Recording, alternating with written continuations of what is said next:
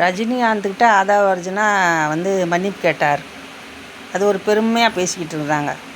ரஜினிகாந்த் அப்படி பேசுனாங்க, அப்படி பேசுனாங்க. அவர் எனக்கு புரியலைங்க, உங்கள் ரஜினிகாந்துக்கு புரியலை நான் சொல்கிறது அப்படின்னு அவர் பேச ஆரம்பிக்கிறார். கடைசியில் அவர் மன்னிப்பும் கேட்டார். ரஜினிகாந்த் யார்? அவர் பெரிய லாடா? யாருங்க? சினிமா நடிகர், நடிக்க வந்தார், தமிழ்நாட்டில் நடித்தார். அவர் ஸ்டைலை பார்த்து மக்கள்லாம், பசங்கள்லாம் பண்ணாங்க. அவர் பண்ணதே மாதிரி திருப்பி பண்ணாங்க. அவருக்கு ஒரு கூட்டம் இருந்துச்சு. சினிமாவில் நடித்தார், மக்கள் டிக்கெட் வாங்கினோம், அந்த பணத்தில் அவருக்கு சம்பளம் வாங்கினார். அவர் ஒரு தமிழ் பொண்ணை கல்யாணம் பண்ணார், இங்கே தமிழ்நாட்டில் செட்டில் ஆகிட்டார். நீ கோடி கோடியாக வருமானம் வருது, கோடி கோடியாக சம்பாதிச்சாச்சு, ஒரு படத்துக்கெலாம் வாங்குறாரு ரஜினிகாந்த். வேறு என்ன செஞ்சார் ரஜினிகாந்த்? இங்கே யாருக்கு என்ன பண்ணியிருக்கிறார்? மக்களுக்கு என்ன பண்ணியிருக்கார் அவர்? ஏதாவது ஒரு விவசாய தற்கொலை பண்ணாங்களே ஒரு மூச்சில், அவங்களெல்லாம் போய் என்ன ஏதுன்னு கேட்டுருக்காரு. 50 வருஷமாக இருக்கிறார் இல்லைங்க, 50 வருஷமாக எவ்வளோ விஷயம் நடந்துச்சுங்க. அதெல்லாம் போய் கேட்டார் தமிழ்நாட்டு மக்களுக்கு. தமிழ்நாட்டில் தானே இருக்கீங்க, தமிழ்நாட்டில் தான் செட்டில் ஆகிருக்கீங்க. ஏதாவது செஞ்சிங்களா ஏழைங்களுக்கு?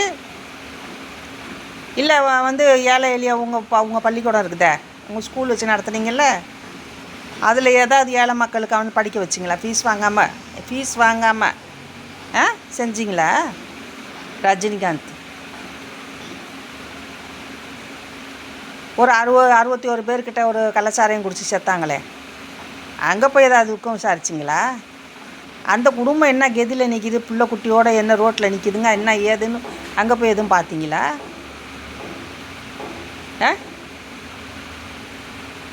நீட் தேர்வில் எத்தனை பிள்ளைங்க தற்கொலை பண்ணிச்சுங்க, இதெல்லாம் தப்பு, அதுக்கு எதிராக ஏதாவது குரல் கொடுத்தீங்களா? இல்லை விஜய் கூட்டத்தில் கரூரில் ஒரு 41 பேர் இறந்தாங்களே, அது என்ன சதியோ எது சதியோ அதெல்லாம் நமக்கு தெரியாது. அது இப்போ சிபிஐக்கு போயிடுச்சு, சிபிஐ பார்த்துக்கும்.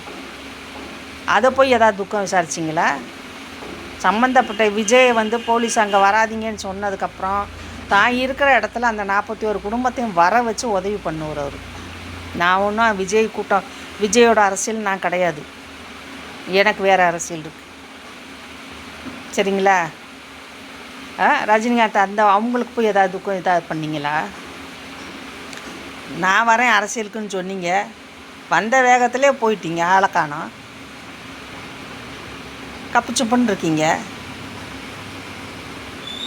ரஜினிகாந்துக்கு வந்த கூட்டத்தோடு அதிகமாக விஜய்க்கு இப்போ வருது கூட்டம்.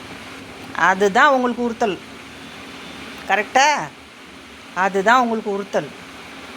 ஏங்க நேற்று இப்போ நடந்த ஒரு 10 நாளைக்கு முன்னே நடந்த ஒரு குழந்த 17 வயசு பொல்லை தூத்துக்குடியில் நாசம் பண்ணி கொலை பண்ணி போட்டாங்க. 10 நாளாக போலீஸ்லேருந்து மக்கள்லேருந்து தெருவில் நிற்கிறாங்க, கத்துறாங்க, ஆர்ப்பாட்டம் பண்ணுறாங்க. அதுக்காவது ஏதாவது குரல் கொடுத்தீங்களா? இந்த சட்ட ஒழுங்கை பற்றி பேசுனீங்களா? காவல்துறை 10 நாளாக தேடுறேங்குதே, உன்னோட காவல்துறையோட மெத்தனை போக்கை பற்றி ஏதாவது பேசுனீங்களா? இல்லை விடு. நேற்று ஒருத்தனை காட்டி இவன் தான் பண்ணுனா, ஏற்கனவே ஒரு கிளவியை பண்ணான், இப்போ குமரியை பண்ணியிருக்கான் அப்படின்னு ஒருத்தனை கொண்டாங்களே, அதை பற்றி ஏதாவது பேசுனீங்களா? உண்மையான குற்றவாளி யாருன்னே தெரில, அவன் ஏற்கனவே அக்யூஸ்டு, அவன் தான் பண்ணியிருப்பான், அவன் தான் பைக்கில் இந்த பக்கம் போனான்னு சொல்கிறாங்க. இல்லை அதை பற்றி உங்கள் சந்தேகத்தை ஏதாவது பேசுனீங்களா? ரஜினிகாந்த் தமிழ்நாட்டுக்கு என்ன பண்ணியிருக்கீங்க? ஏன் ரஜினிகாந்தை தூக்கி தலையில் வச்சுக்கிட்டு இருக்காங்க? நீங்கள் மட்டும்தான் சூப்பர் ஸ்டாரா? பாலிவுட்டில் பாருங்கள் எவ்வளோ சூப்பர் ஸ்டார் இருக்காங்க. உங்களை ஒரு ஆளை இந்த மாதிரி சூப்பர் ஸ்டாரை வச்சுருக்கறனால தான் உங்களுக்கு இந்த கமெண்ட் அப்படின்னு சொல்லுவாங்க ஹிந்தியில், என்ன சொல்கிறது, தலைகணம். அநேகமாக அதான் நினைக்கிறேன் நான். அதுக்கு ஜால்ரா போட ஒரு கூட்டம் வச்சுருக்கீங்க. ரஜினிகாந்தை பேசிட்டாங்க. நான் என்ன சொல்கிறேன்னா, நீங்கள் தமிழ் மக்களுக்கு அதிகாரத்தை வைக்காதீங்க, உங்கள் அதிகாரம் செல்லாது. விஜய் செய்கிறாரு, விஜய் பண்ணுறாருன்னா, விஜய் மக்கள் இயக்கம் முன்னியருக்கு இருந்துச்சு, அந்த என்ன பண்ணார் ஏது பண்ணார் விஜயும் கேட்டாங்க. விஜய்க்கு மக்கள் இயக்கம்னு ஒன்று வச்சுருந்தார், விஜய் மக்கள் இயக்கம்னு. அது மூலியமாக போய் அவங்களோட சங்கத்து மூலியமாக போயிட்டு நிறைய உள்ளாட்சி தேர்தல்லாம் அவங்க சந்திச்சிருக்காங்க. அவர் ஒன்றும் அப்படியே வந்து அரசியலுக்கு வரல. அதுக்கப்புறம் தான் அவர் அரசியலுக்கு வந்தார். அவர் வந்தால் அவருக்கு வந்த கூட்டத்தை பார்த்துட்டு நீங்கள் இதெல்லாம் யோசிக்கக்கூடாது. உங்களால் முடியாத ஒரு சின்ன பையன் செஞ்சுருக்கிறாரு. நான் மறுபடியும் சொல்ல, நான் விஜய் அரசியல் கிடையாது. ஆனால் ஒரு பார்வைக்கு தெரியுதுல்ல, ஒரு தமிழ் உணர்வு இருக்குல்ல. நீங்கள் யார் எவருன்னு நான் சொல்ல வரல. ஆனால் உங்களுக்கு 50 வருஷமாக நீங்கள் இங்கே இருக்கீங்கன்னா உங்களுக்கு அந்த உணர்வு இருந்திருக்கணும். இல்லை அப்போ கோவம் மட்டும் வரக்கூடாதுல்ல, கோவம் கூட வரக்கூடாதுல்ல. எதுக்கு கோவம் வருது? தமிழக மக்கள் மீது யார் இன்றைக்கி இருக்க ஸ்டாலின் அரசு கூட தமிழக மக்கள் மேலே அக்கறை காட்டலை, வஞ்சித்து இருக்குது. சரிங்களா? அங்கங்கே சாராய கடையை திறந்து வச்சுக்கிட்டு பிள்ளைகளை சரியாக படிக்க விடாமல் அவங்க கல்வி தரமான கல்வி இல்லை.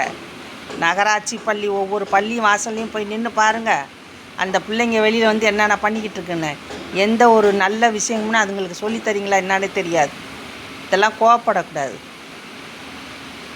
உங்களை பொறுத்த வரைக்கும் ஸ்டாலின் அரசு வந்து நாங்கள் தான் எல்லாம் அப்படின்னு. உங்களுக்கு அப்புறம் உங்கள் மகன் வரணுங்கிறதுனால நீங்கள் என்னென்னோ பண்ணிக்கிட்டு இருக்கீங்க. உங்கள் பேச்சுக்கே நாங்கள் வரலைங்க, பிடிக்கலைங்க, பேசுறதுக்கே பிடிக்கலைங்க.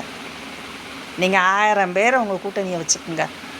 இந்த இப்போ பங்கு பிரிக்கிறதுல கூட ஒவ்வொரு கட்சியும் எங்களுக்கு இத்தனை கொடுத்தாங்க அத்தனை கொடுத்தீங்க நாங்கள் அப்படி இப்படி, அதுக்குள்ளேயே நாங்கள் வரல. நீங்கள் எப்படி அடிச்சுட்டு கிடங்க, உருளுங்க, போங்க. உங்களுக்கு ஓட்டு போடுறவங்க போடட்டும், போடாதவங்க போட்டோம், அது எனக்கு தேவையே இல்லாது இல்லை. ஆனால் ரஜினிகாந்துக்கு சப்போர்ட் பண்ணுறீங்க பாருங்கள் எல்லோரும், அதுதான் வருத்தமாக இருக்குது. தமிழர் உணர்வு இருக்கவன் தமிழனுக்கு உதவுவான். தமிழன் குடும்பம் நாசமாக போட்டோம், அவன் குடிகாரனாகட்டும், அவன் கஞ்சா குடிக்கையாக இருக்கட்டும், அவன் குடும்பம் தெருவில் நிற்கட்டும், அவன் குடிஞ்சாரங்கன்னு எங்கிட்ட உருளட்டும். பொண்டாட்டி வந்து பிள்ளைய பார்க்க முடியாமல் சோத்துக்காவது ஒரு வீட்டு 4 வீட்டு வேலை செஞ்சுக்கிட்டு ஓடிட்டு ஆடிட்டுருப்பா. அவளுக்கு அரசியல் தெரியாது, குடியார பயலுக்கு அரசியல் தெரியாது, வர்ற பிள்ளை சரியாக படிக்காது, தாய் தாப்பன் சரியில்லைன்னா ஒரு பொம்பளை எப்படி பார்க்க முடியாது. அதனால் பிள்ளைங்க தரங்கிட்டு போயிடும். உங்களுக்கு ராஜோகம். ஃப்யூச்சரில் அதுவும் ஒரு குடிகாரன் ஆகும். நீங்கள் நல்லா வாழலாம். பல்லாவரத்தில் ஒருத்தன் வந்து பொண்டாட்டி மூஞ்சில் ஆசிட்டை ஊற்றி தான் அந்த பொண்ணு கண்ணு தெரியாமல் போச்சு. எங்கே வந்து தைரியம்? அந்த தைரியம் இதே திமுக அரசியல் தான் 2000 என் மேலே ஆசிட்டு ஊற்றுனது. அந்த வழக்கே குளறுபடி பண்ணி போலீஸு எஃப்ஐஆர் போடுறதுக்கு அவ்வளோ பிரச்சனை பண்ணி எஃப்ஐஆர் போட்டு சார்ஜிட் எப்போ போடுறானுங்க? போடுறம்போக்கு நல்லா வருது வாயில். காக்கி சட்டையை போட்டாக்கா அரசியல் வந்து அரசியல்வாதியே இல்லை, இவங்க தான் அரசியல் எல்லாமே.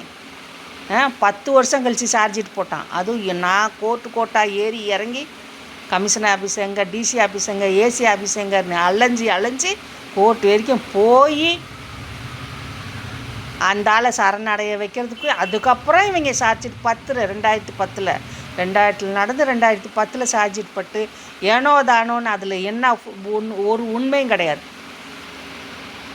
இன்றைக்கி அவன் வெளியில் திரிகிறான் சொகுசா.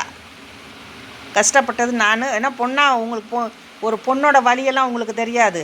இந்த 10 நாளாக தேடி அவனே கொண்டாந்து விட்டுங்க பாரு, இவன் தான் அக்யூஸ்டுன்னு. அவன் உண்மையோ போய் அதுக்குள்ளே நான் வரல.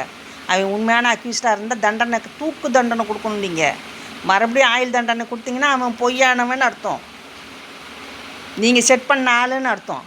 10ஓட 11 இந்த வழக்கையும் வச்சுக்கடான்னு அவனுக்கு கொடுக்குற மாதிரி.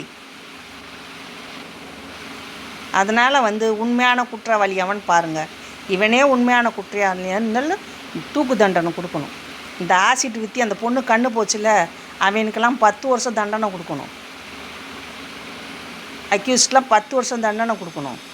ஒருத்தன் வந்து வீடியோ யூடியூப்பில் வருது, அவன் பொண்டாட்டியை ராடில் அடிக்கிறான். அவன் ஏற்கனவே குடும்பம் வச்சுக்கிட்டு ஏமாற்றி இவ்வளோ கல்யாணம் பண்ணாமல் இரும்பு ராடில் அடிக்கிறான். யாரோட தைரியம்? பணம் இருந்தால் எல்லாத்தையும் விலைக்கு வாங்கலான்ற தைரியமா? கொஞ்சம் யோசிங்க. ரஜினிகாந்த் பின்னாடியெல்லாம் அலையாதீங்க. ரஜினிகாந்த் வந்து எந்த பிரயோஜனம் உங்களுக்கு கிடையாது. ரஜினிகாந்த் படத்தை பார்த்தீங்கன்னா உங்களுக்கு தான் நஷ்டம். அதனால் தயவுசெய்து இந்த தமிழ்நாட்டில் இருக்க தமிழனுங்க சூடு சொரணையோடு இருங்க. உப்பு போட்டு கஞ்சி குடிக்கிறீங்கல்ல, தமிழை உழைச்ச சம்பாரித்த வேர்வை சிந்தி சேத்துல கால் வச்சாங்கல்ல, அந்த சோத்தை நம்ம தின்றோம். கொஞ்சம் உணர்வோடு இருங்க. தமிழ் மக்கள் மீது கொஞ்சம் நன்றியோடு இருங்க. மக்களுக்கு உதவி பண்ணுங்க. இருக்கிறவன் இல்லாதவனுக்கு கொடுத்து உதவுங்க.